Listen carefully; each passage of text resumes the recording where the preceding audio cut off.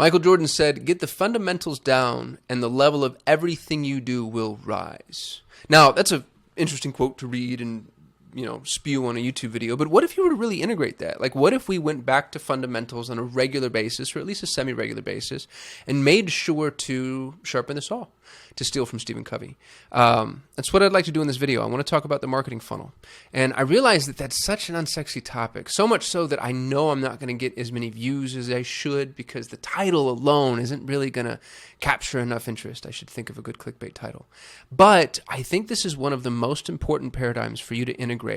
It's such a critical framework. And I love frameworks, by the way. Frameworks are just really, generally very academic, but really easy lenses through which to view things that make decision-making simple.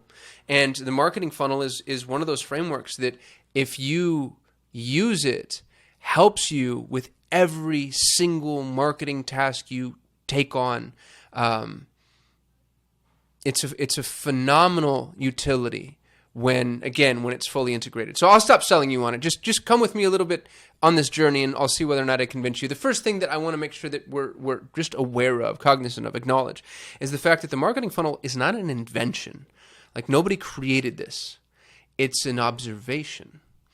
It's an observation. It's the logical sequence through which a human being naturally traverses on their way to making a purchasing decision. And if you wanted to, you could zoom out and stop calling it a marketing funnel and just call it a decision funnel, and then say it's the logical sequence through which people walk through in order to make any decision. But because we're in marketing, we're going to refer to this as the marketing funnel. Now, the stages of the marketing funnel are variable. You'll see a lot of different ones. The nomenclature changes. The funnel that I like is awareness, interest, consideration, intent, evaluation, purchase. 6 stages of the funnel. There's 3 primary facets. There's top of funnel, middle of the funnel, bottom of the funnel. And so because there's 6 stages, each of the facets gets 2 stages. So at the very top of the funnel, you have awareness. And the funnel tapers, right? So the people that are at the top aren't all going to move. People at level 1, let's say if awareness is level 1, aren't all going to move to level 2, which is interest. And not everybody at level 2 will move to level 3, which is consideration, et cetera, so on and so forth. That's why we call it a funnel, because it accounts for the dilution that is kind of the natural atrophy of the interest that you're going to see people experience. Now, I'm going to walk through each of the phases and then talk about how we use those phases in our marketing, in our decision-making, in our planning, etc. So the very first phase, awareness, this is the top of the funnel. And what's interesting is this is what people generally think of when they think of content creation. Like, if you set a brand new business owner, or honestly a tenured business owner that's never done content creation, if you sat somebody down who's relatively new to content creation and you started brainstorming topics for them, they'd go straight to the tippity top of the funnel. Right? Like, what is Google Ads? What is a Google Ads agency? How should you show? Like, it's just all the stuff it's the 101, let's say.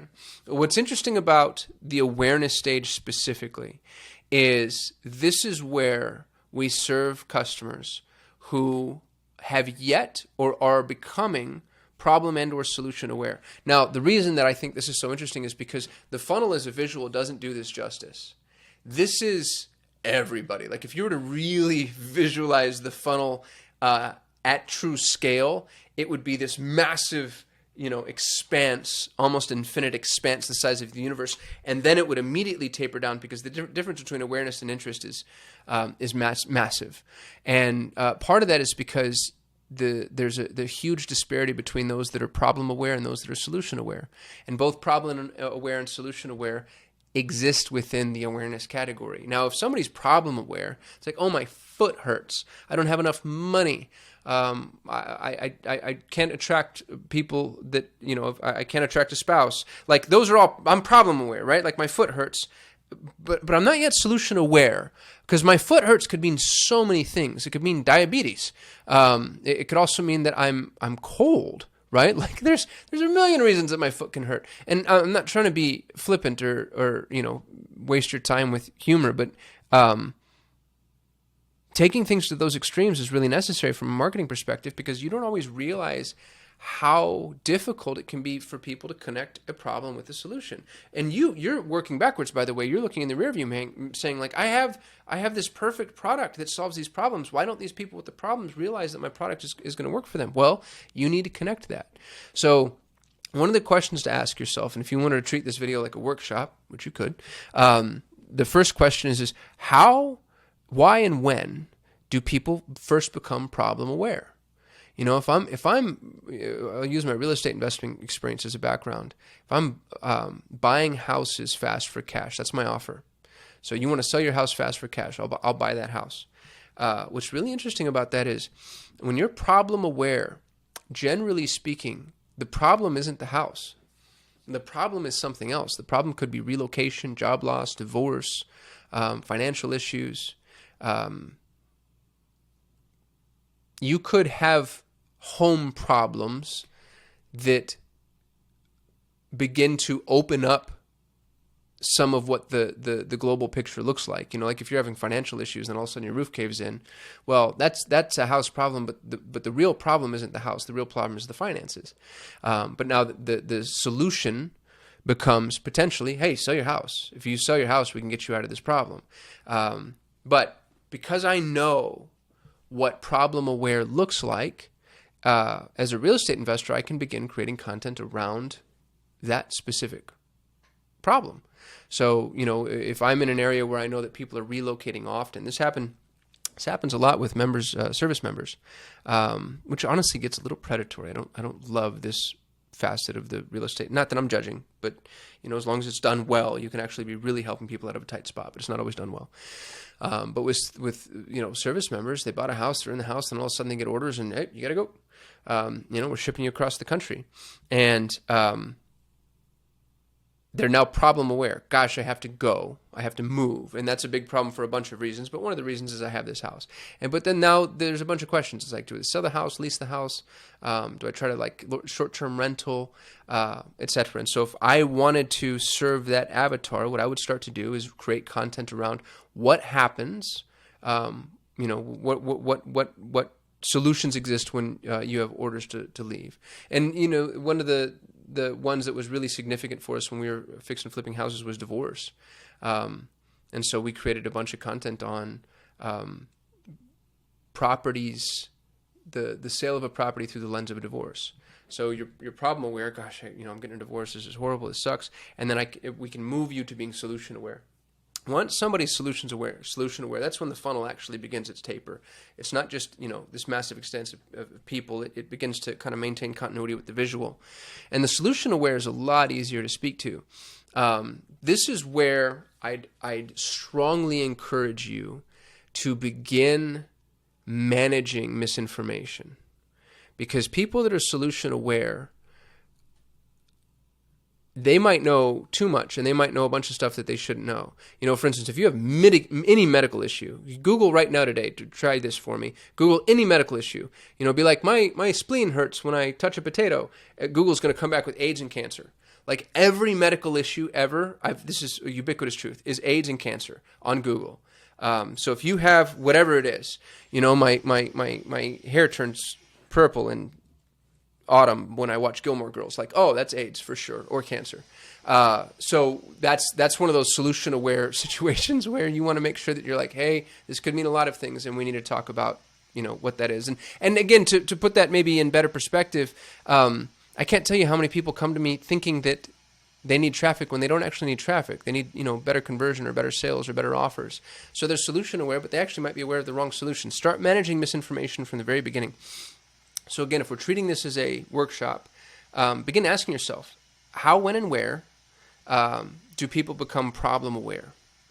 And very often, problem awareness can happen way before solution awareness. Way before solution awareness. You know, I'm lonely happens way before I'm willing to go on a dating site. Right? So if you're that dating site, you want to kind of figure out, well, when does the acknowledgement of loneliness actually kick in? Because that's a potential catalyst, and that's a catalyst that you can use in order to get in front of somebody if you wanted to help them with that problem. So map it out. When do people become problem aware? And then when did they become solution aware? And what does that timeline look like? That timeline is going to be really, really critically important. Next stage of our funnel is interest. And now the awareness content and the interest content kind of bleed into each other. Sometimes they're difficult to tell apart depending on what kind of business you're in. What I like to say is the interest-based content is just like awareness content, but with more details. Because if you weren't interested, you wouldn't have kept reading or watching or engaging, whatever the content is. So awareness content, top of the funnel, tends to be kind of, it's like, hey, we've got information here if you want it. And then interest content is, they're starting to actually engage. They're starting to dive deep. They want to know more. They want to get into the details. They want the triple PhD dissertation. They're interested. I am interested. Now, what they're interested in needs to maintain continuity with where they came from an awareness perspective. This is where your funnel gets very three-dimensional. Because if I started talking to you about property from a divorce lens, well, that's awareness. But then when I move you to interest, I can't just move you into, you're interested in selling your property, great. No, I need to move you into interest, but again, maintaining that lens. It's like, in the event of divorce, we need to see if you have a trust in place, that makes things a lot easier. If you can do a quick claim deed, was this in one person's name before, et cetera, et cetera. So realize that maintaining continuity is important, but you don't have to do it all right out of the gate. Instead, just pay attention to your analytics. And top of the funnel analytics is still really easy to get a hold of because you're not trying to track individual users. So what you can do is you can start to say like, gosh, my awareness content crushes here, this level of analysis. I'm a mechanic. I've got all of these services, but people are really diving deep on the oil change stuff for whatever reason. And so I'm gonna maintain that continuity as I create the interest-based content around that. So interest is like awareness content, but with more details. And that's why those two live inside of the top of the funnel together. Now, once somebody's moved to the middle of the funnel, they've moved into consideration. This means that it's no longer a problem. It's now their problem and they want to solve it. Right? So like I have a problem that I'm actually potentially interested in solving. I'm considering solving this problem. I might not be considering solving the problem with you, but I'm considering solving the problem. And this is one of the dangerous phases of the funnel. It actually might be one of the most dangerous phases of the funnel if you're heavy into sales. Because salespeople look at consideration and they see somebody at the extreme bottom of the funnel is ready to buy. A salesperson misinterprets consideration to an extreme. And you'll actually see this a lot in dating. You'll see there are people, men and women, who are excellent salespeople. They're good closers, let's say. And good closers will take even the slightest sign of potential, maybe this is an option for me, and they'll go for the jugular, and then depending on who they're working with, potentially scare them off. So be cautious with the consideration phase. They're not ready to buy.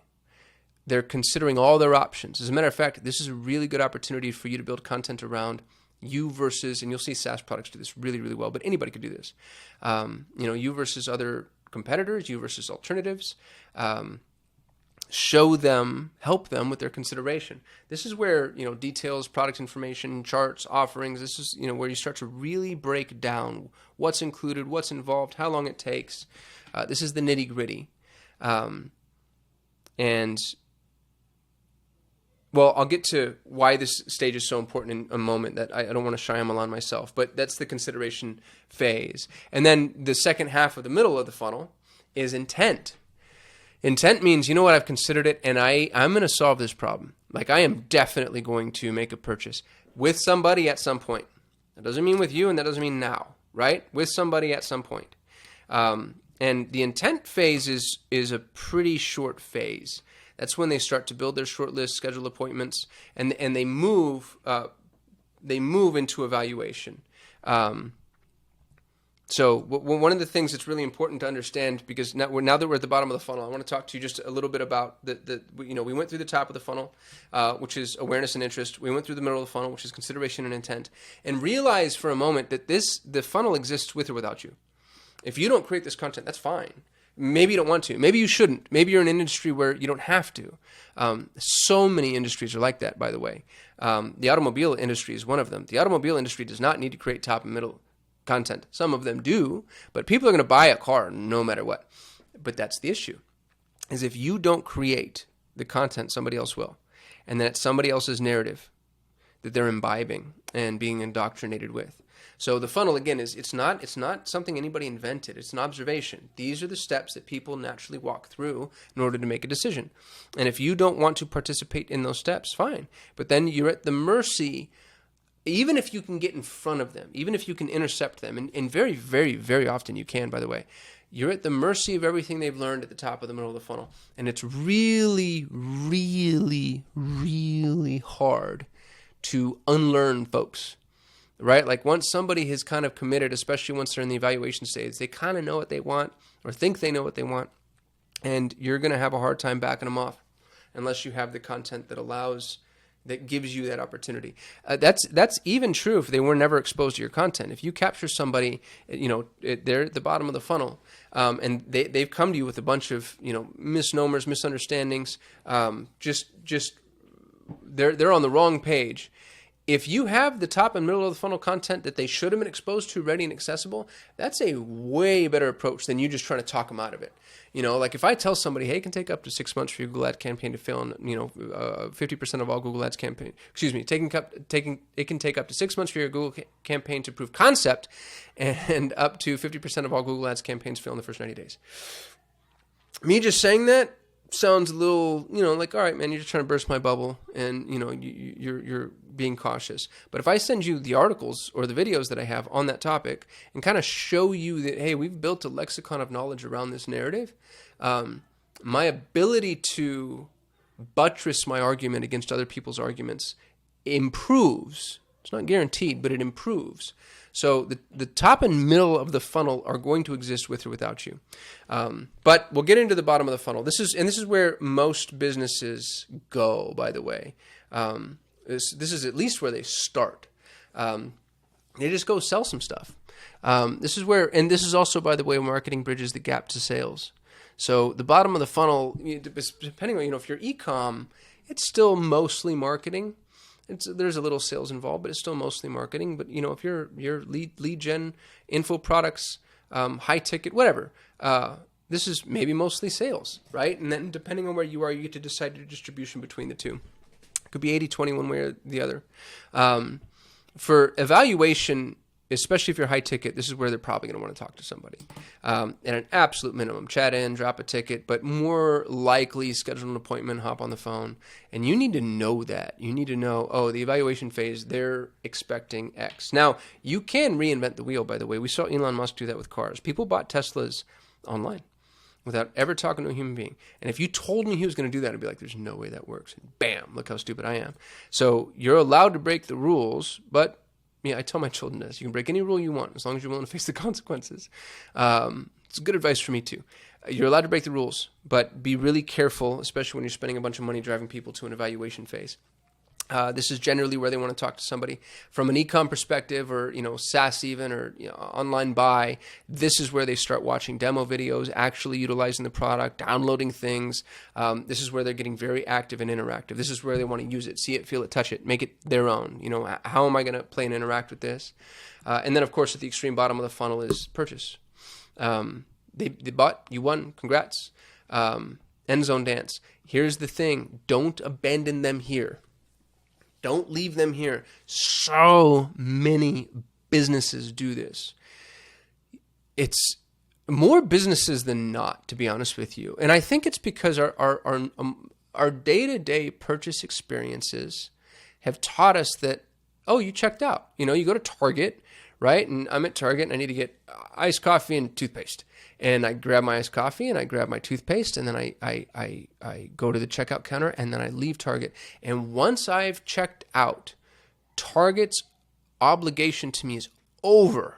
They'd take away the air conditioning if they could, right? Like when you walk in, it's like, how can we help you? And they're usually pretty good about helping you find things. And you got all these signs and directions and aisles, and they're at your service.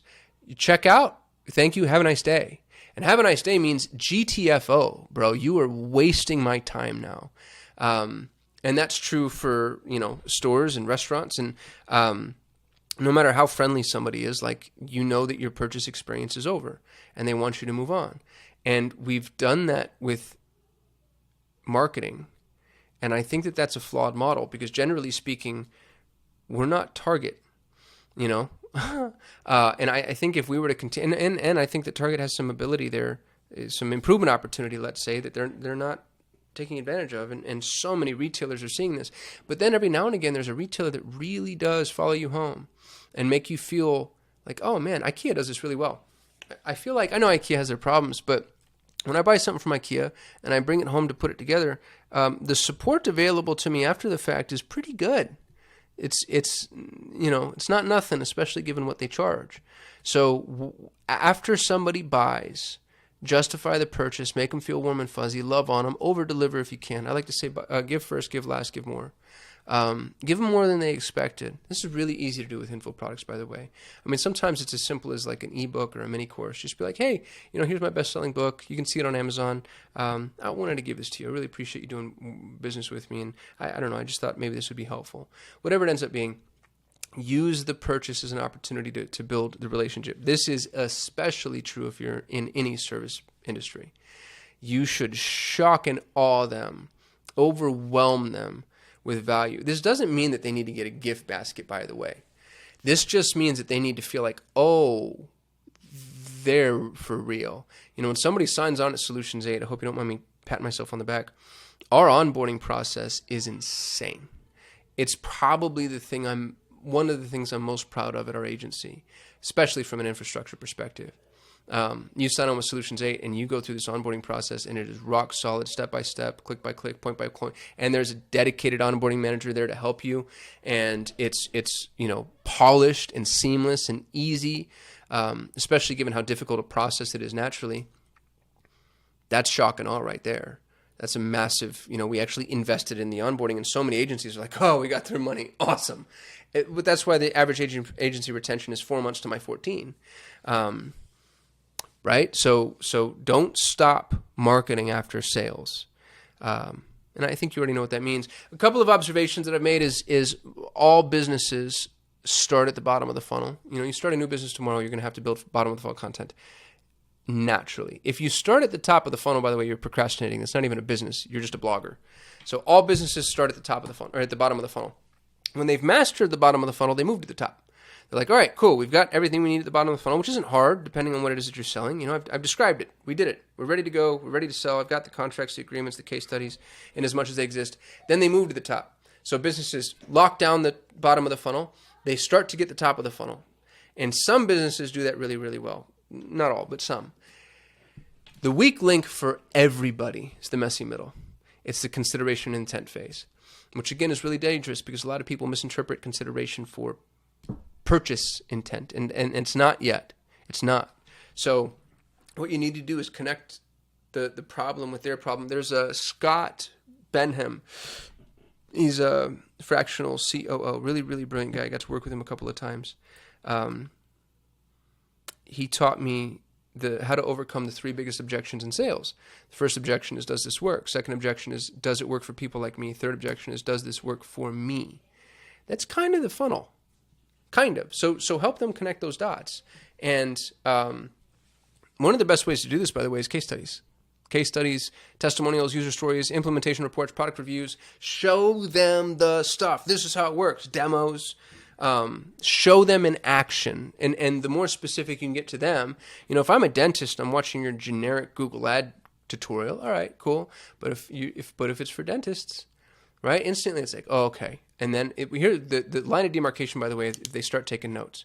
I love, anytime I'm talking, doing a workshop, a class, whatever, and you can always see, you're watching the crowd, and then all of a sudden you see this. And then everybody, or if, now they've got their laptops up because I'm old, everybody's head drops and they start typing. That's why I just always try to make a mental note. I'm like, okay, spend more time there. That's what they wanted to hear. If they're not writing it down, they don't want to, it's not interesting enough. Be really careful about losing the funnel to somebody else. Be really careful about only poaching other people's bottom of the funnel, because even if you get that customer, they've been taught by someone else. They have bad habits, misunderstandings. And be really careful about gated content. I hate gated content. I tell Google, anytime Google now gives me content that makes me subscribe, you can say, I don't want to hear from these people anymore. Everything that you've got, pricing, specs, terms, requirements, integrations, put it out up front. My pricing is public. I'm one of the only agencies that does this. I cannot tell you how much this serves me. We don't negotiate. We don't have to. And people know, right on, maybe either it's like, oh gosh, that's expensive, or man, that's actually really accessible given how good they are. So put all your info right out front, put your skunks on the table, as they say, and build out your funnel. Build out your funnel, serve the funnel, and then as you are walking through any marketing endeavor, you're running ads, you're building creative, whatever it is, you're rebuilding the website, every new step, every phase, every asset, the question is, well, where are they in the funnel? And sometimes you'll have assets that serve every stage of the funnel. That's awesome. Good for you. I feel like the pricing page is a lot like that, actually. Cool. But ask yourself that question, because it changes the paradigm. It changes how you speak to your customer. It changes the words that you use, how much jargon you're lading in, how long something is, where it links to, where it goes, the offer that you're making. This is going back to my Michael Jordan quote: get the fundamentals down and the level of everything you do will rise. This is one of those fundamentals that you're like, gosh, why did he just spend 30 minutes talking to me about something that I've known about for my entire marketing life? Well, you've known about it, but were you doing it? Were you actively working on trying to integrate the funnel into your business and making sure that you're speaking to people at every single stage in the funnel? Probably not. Probably not, right? Me neither. Egg on my face. Like I don't do this nearly enough. But I'm getting better. It's actually, if you really look at our most recent videos, we're moving to the middle of the funnel in a lot of ways, mostly because we're running out of Google Ads stuff to talk about. Anyway, I hope this is helpful. I'd love to hear your thoughts in the comments. I shoot a video every day. I'll see you tomorrow.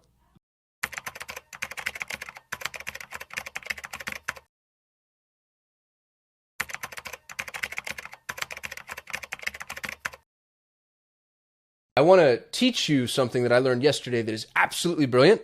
First, for proper citation, shout out to my buddy Calvin Corelli, CEO of Simplero. He's the one that taught me this. And I'm calling it the holy grail of marketing funnels, which was actually my friend Amanda Dobson's name after I told her. So a lot of kudos and props in this video.